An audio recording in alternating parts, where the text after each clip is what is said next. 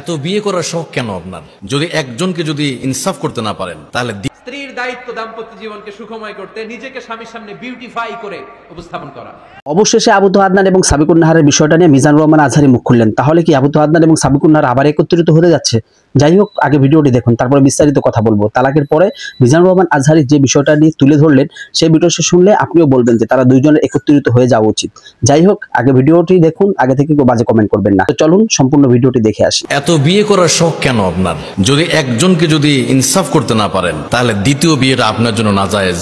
কোরআন বলছে, ফাইন খিফতুম আল্লা তাদিলু ফাওয়াহিদাতান আও মা মালাকাত আইমানুকুম যালিকা আদনা আল্লা তাউলু ওয়া আতুন নিসা সাদাকাতিহিন্না নিহলা।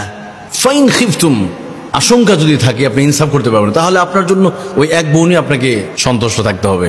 স্ত্রীর দায়িত্ব দাম্পত্য জীবনকে সুখময় করতে নিজেকে স্বামীর সামনে বিউটিফাই করে উপস্থাপন করা। নিজেকে বিউটিফাই করে মেকআপ করে স্বামীর সামনে উপস্থাপন করা। আমি আমার মা বোনদেরকে বলবো, আপনারা নিজেদেরকে গুছিয়ে সাজিয়ে স্বামীর সামনে উপস্থাপন করুন।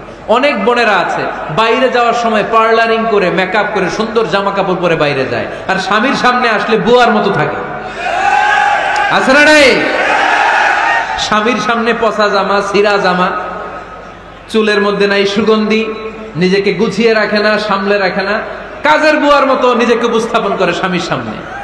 আর বাইরে গেলে মেকআপ করে পার্লারিং করে যায়। হওয়া দরকার ছিল উল্টা, বাইরে আপনি সাদা সিধা ভাবে যাবেন, বোরকা দিয়ে নিজেকে ঢেকে যাবেন। বাইরে যাওয়ার সময় কোনো নারী পারফিউম ইউজ করে যেতে পারবে না। নারীরা যত পারফিউম ইউজ করতে মনে চায় আপনার বেডরুমে, আপনার স্বামীর সামনে, ঠিক কিনা?